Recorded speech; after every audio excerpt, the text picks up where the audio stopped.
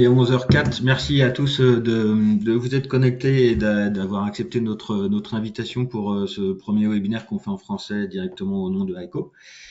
Donc, je m'appelle Fabrice Chapaz, je travaille pour la société Aiko depuis 2 ans maintenant. Et, euh, et comment dire? Et je suis là en support technique, donc je suis product manager pour la société. Je m'occupe de la partie France et Benelux en termes de support pour vous donner les informations techniques qui sont liées aux évolutions des produits et à la société en général si vous en avez. Voilà. Donc, Aiko, aujourd'hui, nous allons parler de l'Upgraded Infinite, qui est la nouvelle version de produit qui sort. Et donc, vous avez ici mon nom, Fabrice. Je sais pas ce qu'il va vous présenter cette fameuse série, cette série Upgraded Infinite, qui est donc, on affiche un module qui commence à avoir de bonnes performances, puisque pour moins de 2 mètres carrés, nous envisageons une production de plus de 500 watts pour ce module.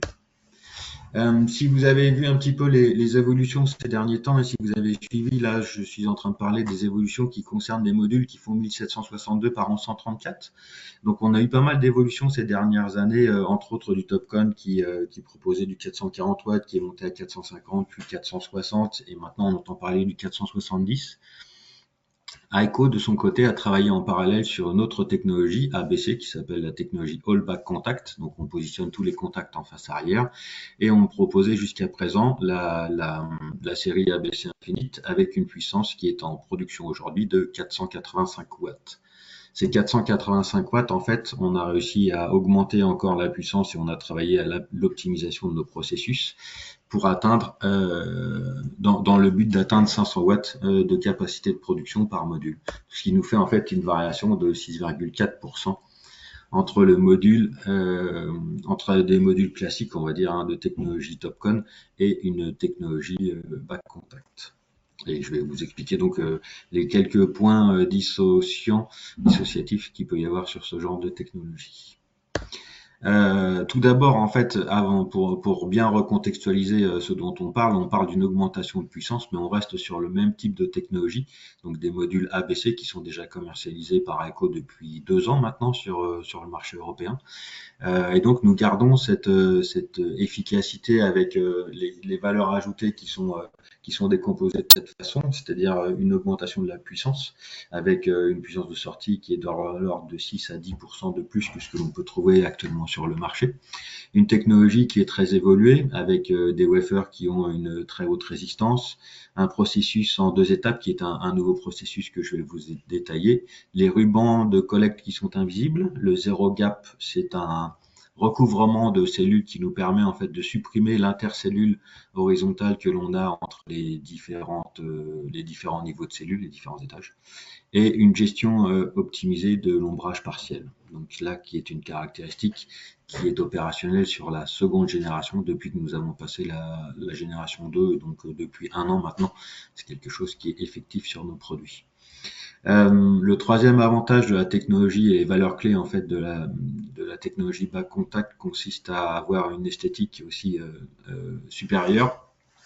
Tout simplement parce qu'on n'a pas de collecteur en face avant, ayant supprimé les collecteurs sur la face, on a un peu plus d'esthétique puisqu'on peut avoir un écran full black et donc une version totalement noire de nos modules. Une autre valeur clé de notre module consiste à avoir une bonne fiabilité, une très très bonne fiabilité, avec une meilleure résistance au micro-crack, une meilleure tenue à la grêle, des limitations de montée en température et enfin un classement au feu de type A selon les IEC. Le tout, voilà, est de dire dans le but d'avoir un rendement qui soit élevé, un meilleur coefficient de température et une faible dégradation dans le temps. Donc ça se retrouve sur l'ensemble de la gamme de produits ABC All Back Contact de Aiko. Plus de puissance, qu'est-ce que ça veut dire en fait? On est en train de parler de modules qui a déjà été puissants. Hein. Le module ABC par rapport à du Topcon, on avait déjà des différences et des écarts. Ici, vous avez un récapitulatif avec les principaux produits qui sont commercialisés en, en France et au Benelux, à savoir l'Infinite sur la partie gauche, donc qui est le module full black, qui est un bivers donc noir avec intercellule noire aussi. Vous avez un module full black qui existe aussi en mono vert, avec un backsheet blanc par contre. C'est celui que vous voyez, le deuxième module. Et puis après, sur la droite, vous avez déjà un aperçu de ce que c'est que l'Upgraded Infinite, puisqu'en fait, vous n'avez plus de ligne horizontale entre les cellules. Et c'est ce que l'on appelle notre Upgraded Infinite, donc qui atteint 495 watts en module bivert et qui atteindra 500 watts sur le module mono vert. Donc vous pouvez voir qu'en fait, par rapport à la gamme qui est actuellement commercialisée, on va avoir une évolution de l'ordre de 15 watts, ce qui va nous porter même à des différences de l'ordre de 30 watts par rapport à des modules Topcon que l'on trouve actuellement sur le marché.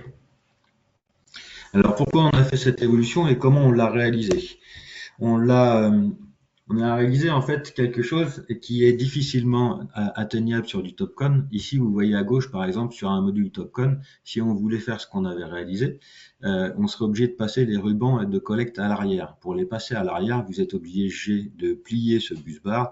Pour le plier, il faut avoir un rayon de courbure, sinon vous ne pouvez pas le recourber sur l'arrière, qui vous fait un espace de 3 mm en gros sur le haut du module, et vous avez un risque de micro-crack à cet endroit-là, puisqu'en fait vous allez fragiliser la cellule sur la partie haute. Ce que l'on a développé en fait sur notre troisième génération de modules, c'est de repositionner le module et l'ensemble des cellules, donc c'est ce que l'on voit sur la partie droite, avec des collecteurs qui ont été positionnés sur la face arrière, et on a pu remonter en fait la cellule sur la partie haute du cadre. Et en fait, cette petite différence fait que nous allons avoir 1,4% de surface supplémentaire de captation en face avant, et ça va nous permettre aussi d'augmenter donc le rendement des modules, tout simplement parce qu'on a plus de zones de captage sur la face avant.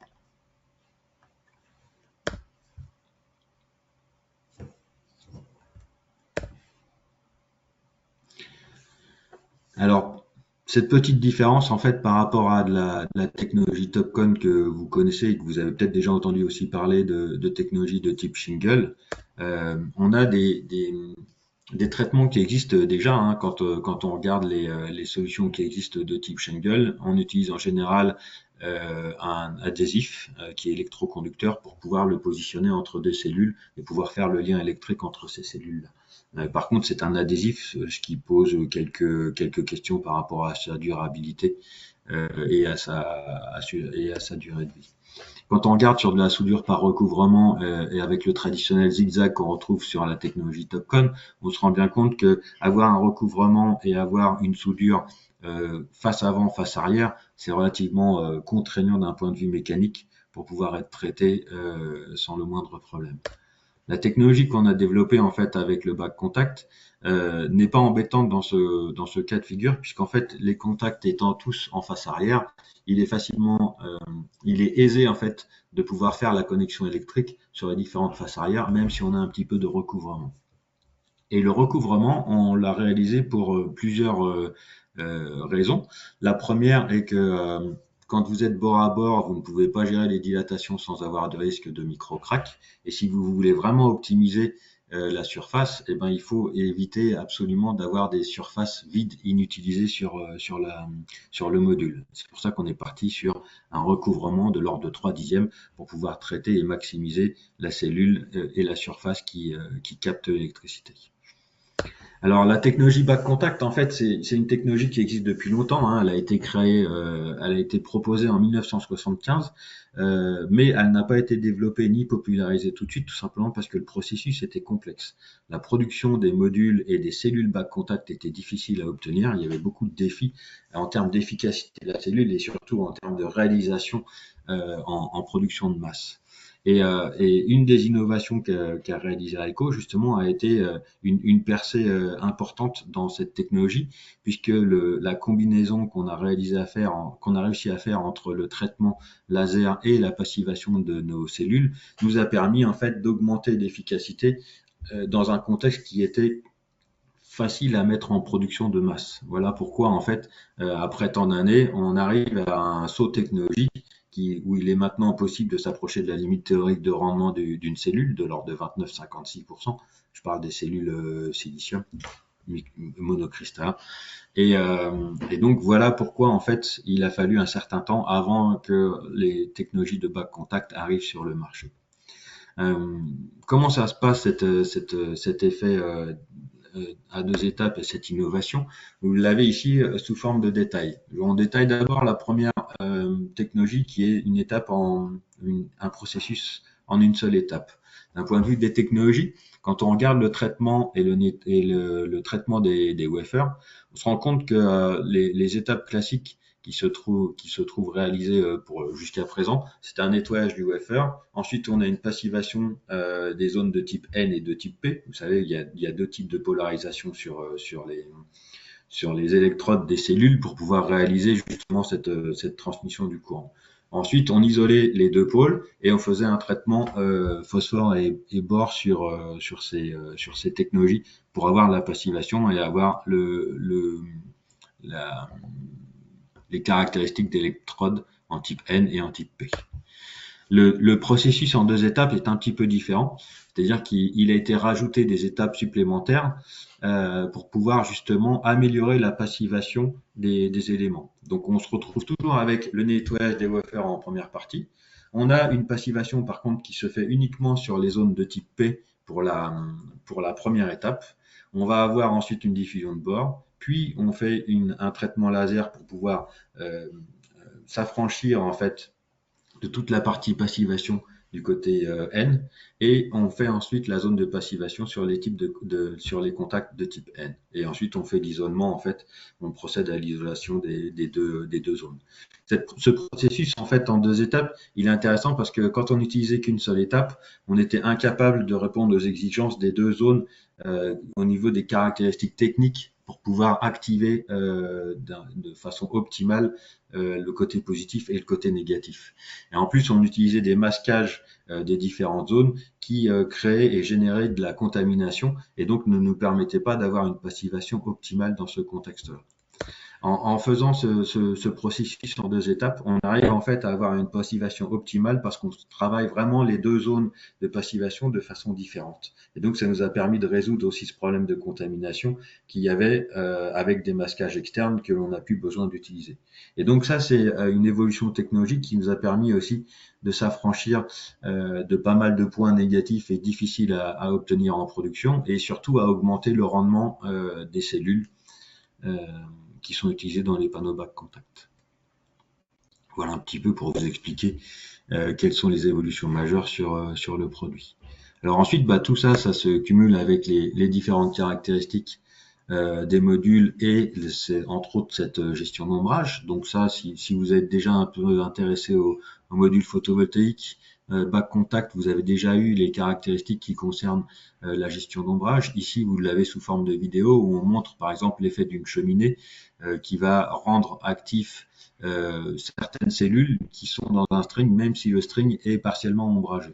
Et c'est l'avantage de la technologie back contact qui existe maintenant depuis 2 ans sur le marché de ce que Aiko propose comme produit. Et là, vous avez par exemple encore un deuxième cas de figure où on voit un ombrage proche de type arbre, où on voit que justement les cellules qui sont ombragées ne vont pas produire, mais elles ne vont pas empêcher la production d'électricité des cellules adjacentes.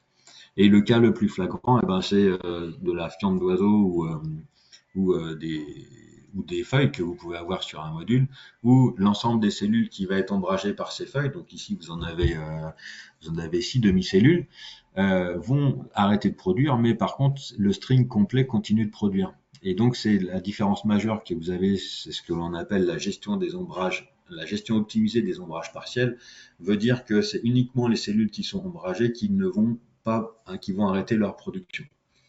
Ce que l'on constate en fait dans différents essais et différents cas de figure que l'on a relevés sur des sites tests, c'est que on peut aller de 7, 12, voire 50% d'écart selon le module qui est ombragé et selon le type d'ombrage qu'il va y avoir. Donc c'est pas un cas général, on peut pas généraliser les résultats qui sont obtenus au cas par cas en fait, mais vous avez ici un retour d'expérience au nombre de kilowattheures produits par rapport au kilowatt crête installé et on compare ça par rapport à du module Topcon.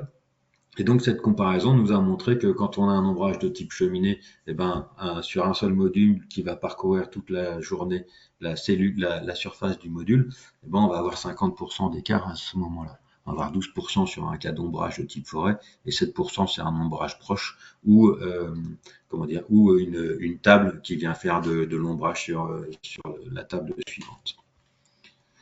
Tous ces essais ont été validés par des cabinets extérieurs. Ici, vous avez le rapport du TÜV Nord qui est mis en exemple, qui montre en fait que les essais ont été réalisés et ont été confrontés à des mesures avec des cabinets indépendants externes. Les autres avantages de la technologie, puisqu'on a parlé de l'ombrage, mais on a aussi un côté esthétique qui est très intéressant, étant donné qu'on supprime tous les bus bars de la face avant. Ici, vous avez un retour d'expérience, donc ça, c'est des clients qui nous ont envoyé les photos, qui vous montrent en fait en partie centrale le rendu du back contact, qui est relativement sombre, noir et homogène par rapport à ce que vous pouvez trouver avec du module Topcon traditionnel que l'on retrouve sur le marché actuellement.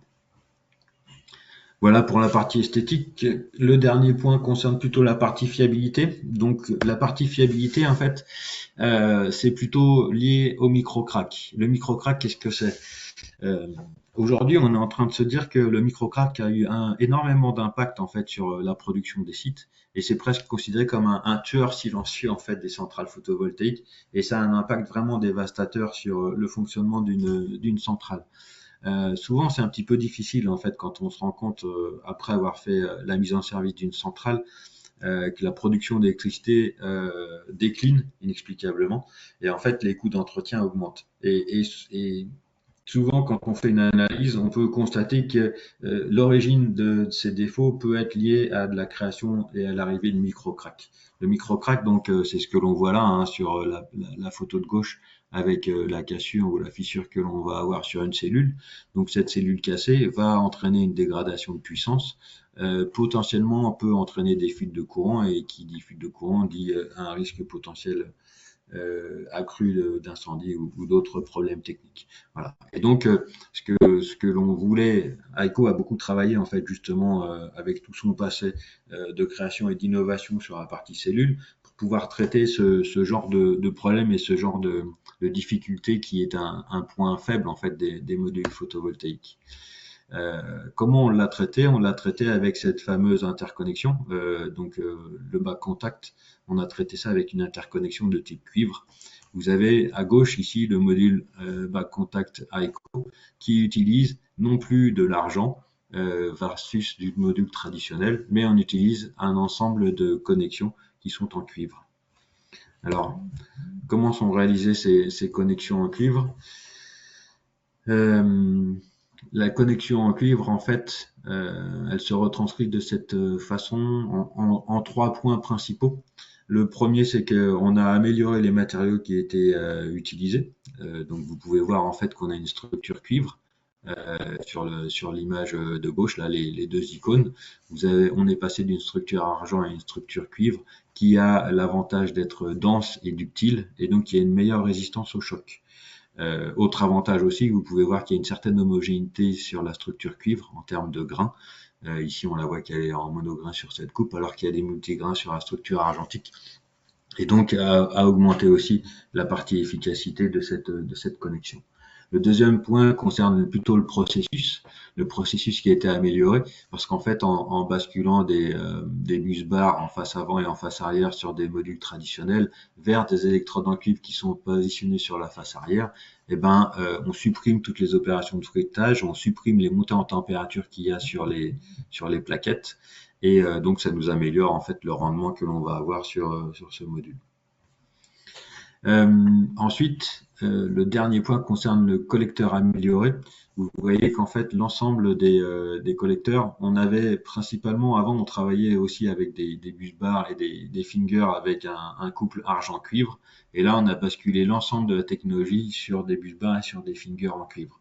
Ce qui veut dire qu'en fait, la résistance à la traction de cet ensemble, de cette combinaison, en fait, a été augmentée et on arrive à dépasser les 5 newtons de test à la traction sur ces petites électrodes. Donc voilà, l'avantage en fait par rapport à des soudures simple face et à de la soudure double face que vous pouviez avoir avec Topcon, ben, c'est que la soudure double face, elle introduit des pertes par rapport à la structure argentique, mais aussi elle est fragile, alors que la partie structure, la grille de collecte cuivrée nous permet d'avoir une densité différente et d'être plus ductile. Voilà. Et donc en fait, quand on fait des tests euh, un peu plus élevé sur la résistance mécanique, donc des tests de stress extrême, pardon, et ben on se rend compte que les pertes de courant sont beaucoup plus importantes, tout simplement parce que quand on va avoir un micro crack sur la cellule back contact, et ben on va avoir un maintien de la connexion sur la face arrière, alors que sur du Topcon, dès qu'on a une cassure sur une des cellules, et ben on rompt la transmission et la connexion entre le pôle positif et le pôle négatif. Euh, pour poursuivre la partie fiabilité, vous avez déjà peut-être connu ces exemples-là, puisque la génération 2 déjà proposait ce genre de, de technologie. Tout simplement, on utilise des verres relativement épais, hein. On est en 2 mm de chaque côté sur du biverre. On utilise un verre de 3,2 mm aussi en monoverre. Et donc, on a une validation RG4, de la résistance à la grêle de 40 mm sur notre monoverre. Encore une fois, hein, tous ces tests ont été validés par le TÜV.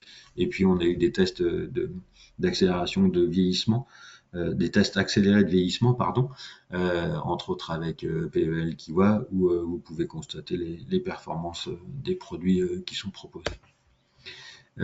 Et puis bah, pour compléter, hein, comme ça existait déjà sur la précédente génération, on a aussi une montée en température qui est plus faible. Ici, en fait, quand on fait une comparaison sur les montées de température en hotspot, on a un écart par exemple de 50 degrés sur certains cas de figure avec des vidéos que vous avez peut-être déjà vues. Et puis nous avons aussi un classement au feu qui est de type A, donc un IEC classe A pour certains cas d'usage. Contrairement à ce qui n'est pas possible à avoir avec un double verre de 1,6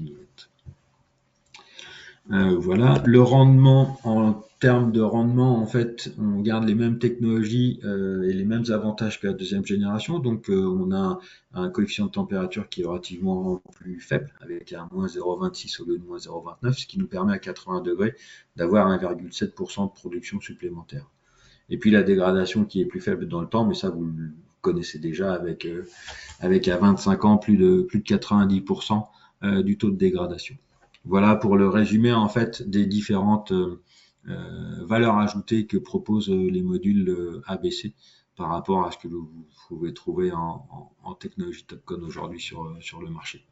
Et puis avant de regarder les questions que vous avez posées, je vais vous donner quelques chiffres alors actualisés pour la partie résidentielle et la partie CNI. La partie chiffrage c'est toujours un sujet un sujet particulier puisque c'est des cas d'usage et des cas de figure qu'il faut choisir parmi tout le panel de configuration que l'on peut retrouver sur le marché.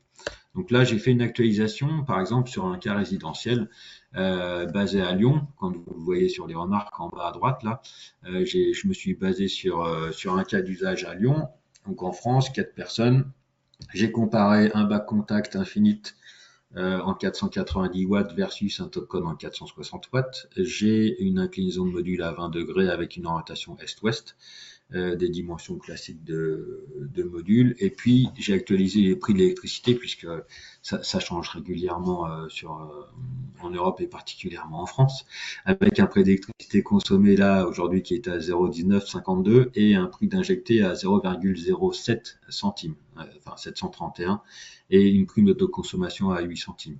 Pourquoi 731? Parce qu'en fait, plus on augmente la puissance des modules et plus on est en capacité d'augmenter la puissance installée sur les toitures.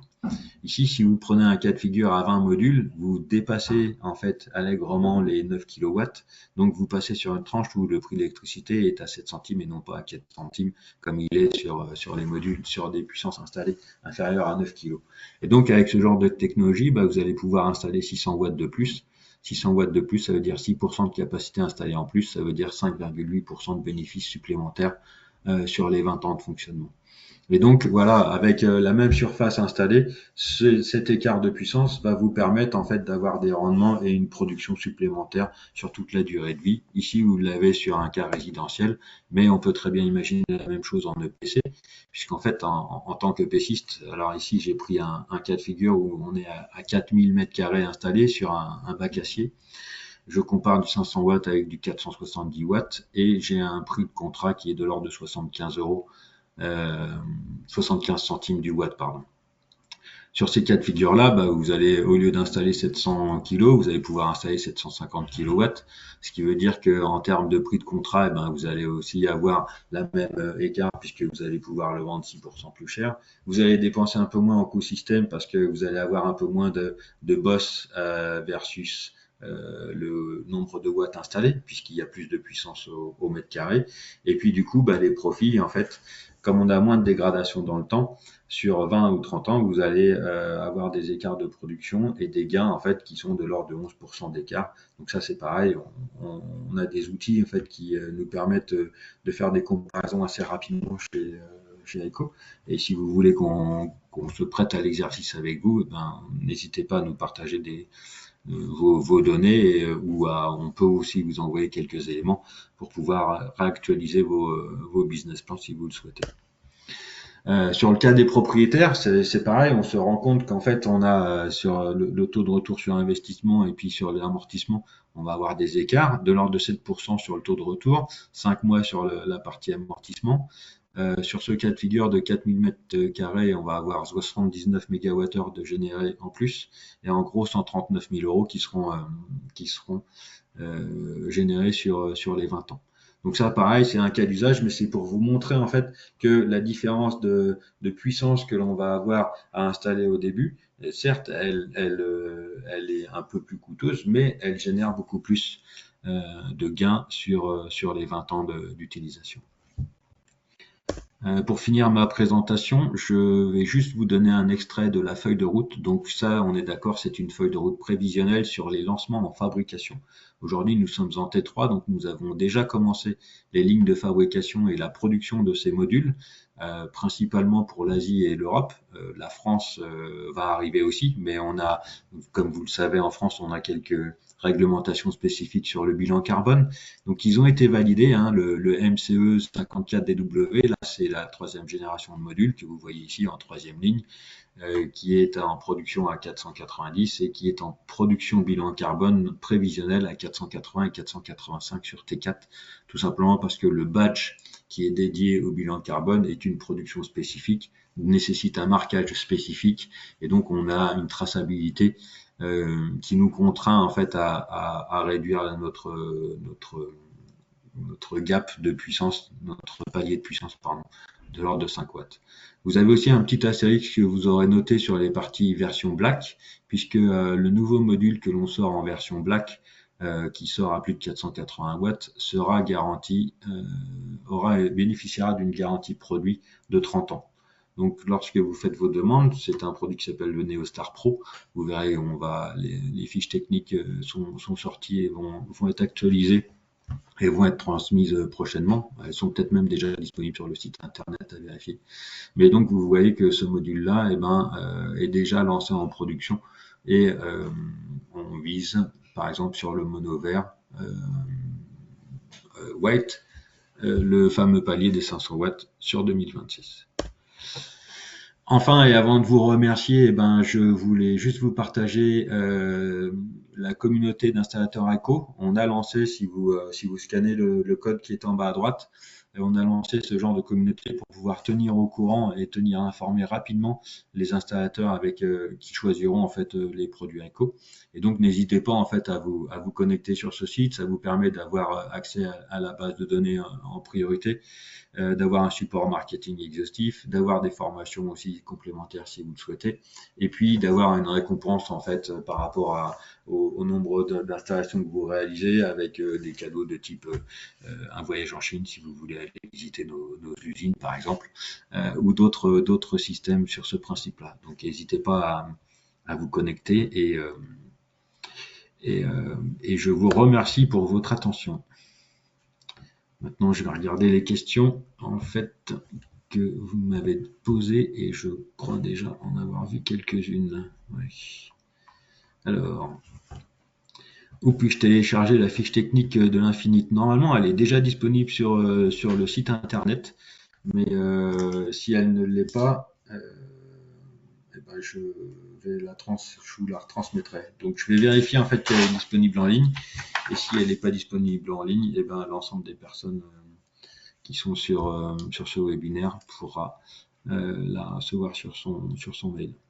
Y a-t-il un surcoût comparé à du Topcon? Alors, il y a un surcoût à l'achat, mais par contre, étant donné que c'est du photovoltaïque, le photovoltaïque est en général soumis à des études de rendement et à des LCOE, donc on vérifie le prix de l'électricité au kilowattheure, et toutes les études qu'on a réalisées en termes de prix d'électricité en euros par kilowattheure produit, nous avons le meilleur ratio LCOE qui est disponible aujourd'hui.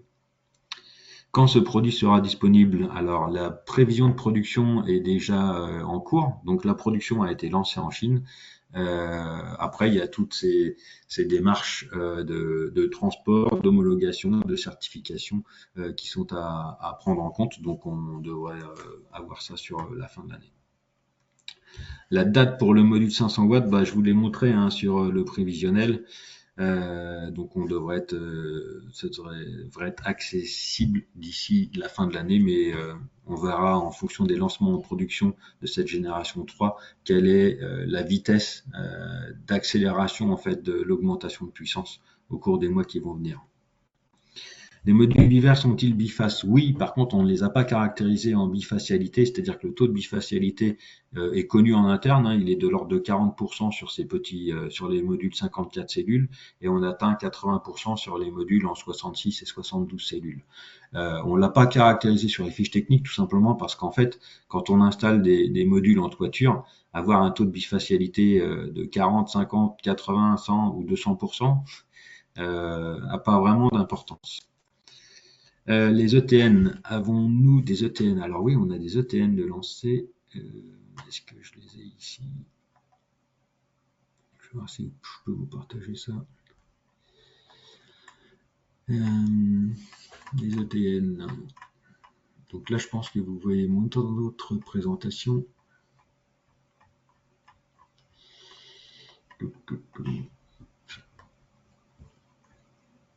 Avec les annexes.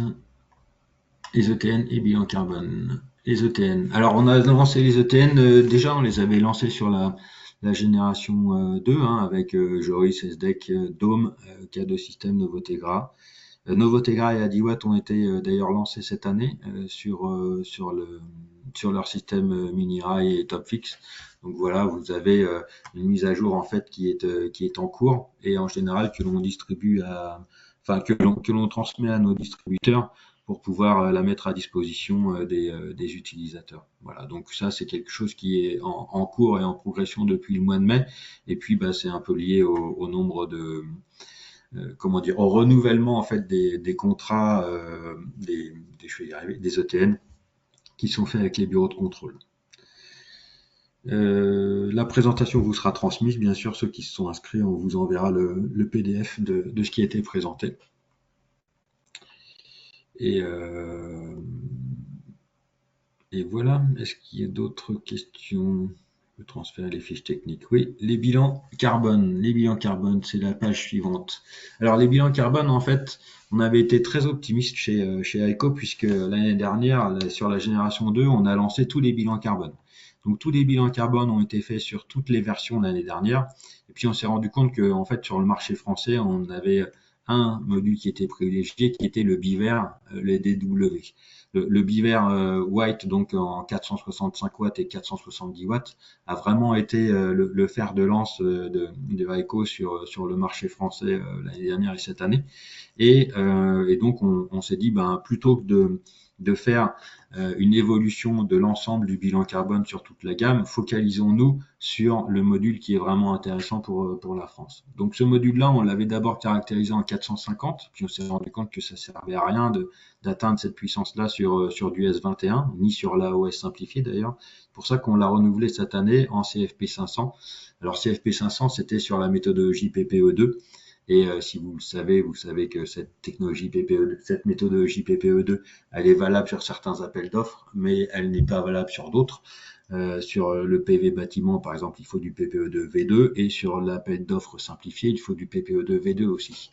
Donc l'équivalent du 500 kg par CO2, 500 kg de CO2 par équivalent par kilowatt crête, pardon, sera de l'ordre de 640 sur du PPE2 V2, et donc le certificat, on l'attend sur la fin du mois pour le 54 cellules de deuxième génération, et on a fait les mêmes démarches sur le nouveau module de troisième génération. Pareil, c'est attendu pour le mois de septembre.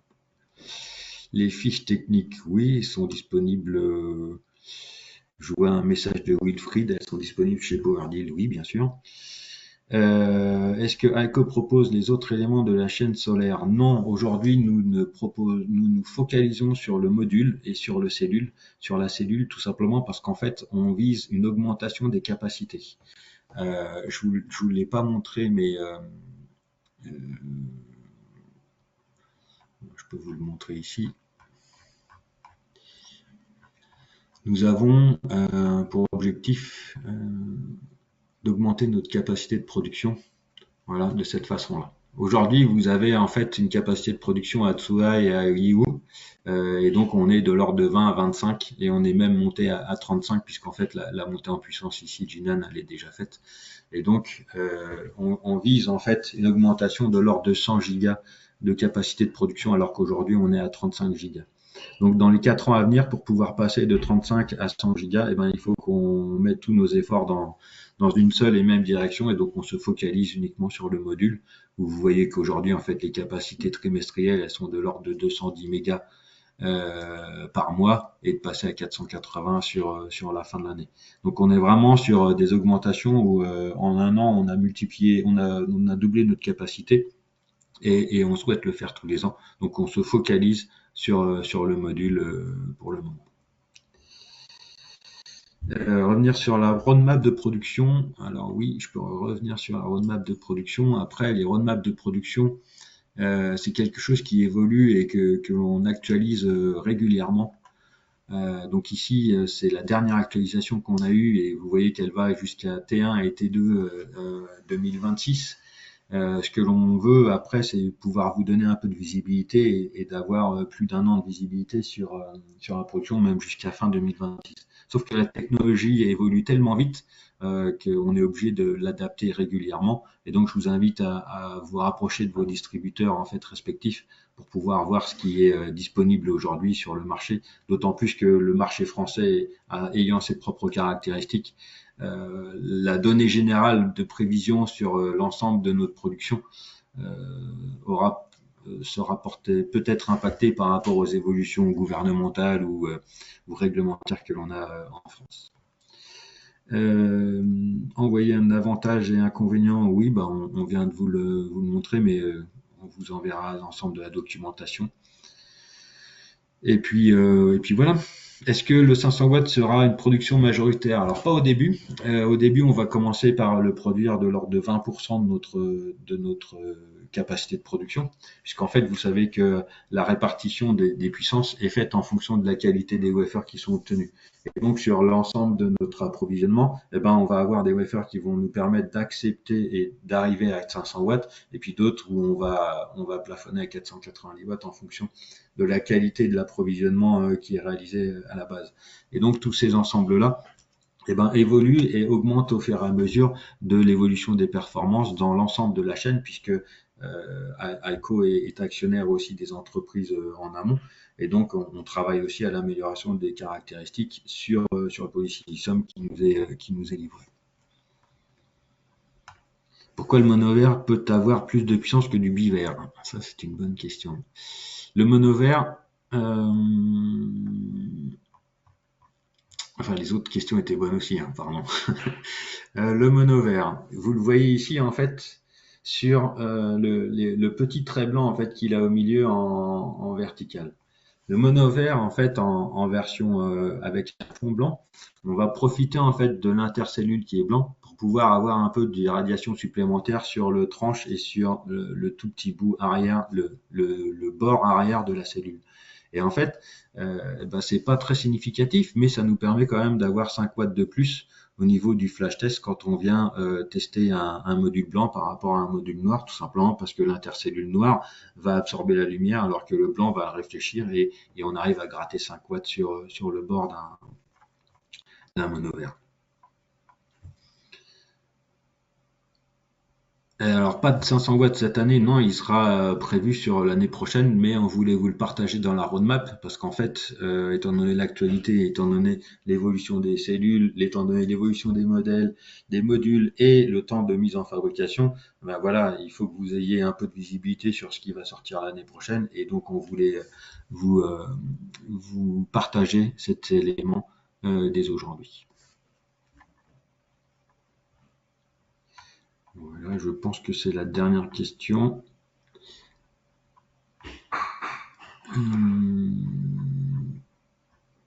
Est-ce qu'on a d'autres éléments à vous partager? Non, je pense que c'est tout. Si vous n'avez pas d'autres questions, écoutez, je vous remercie pour votre attention et pour vos questions. Je vais récupérer l'ensemble des éléments et puis on vous transmettra les éléments. Je vois que Tanguy aussi a répondu. Veut-on avoir une puissance sur le bivers?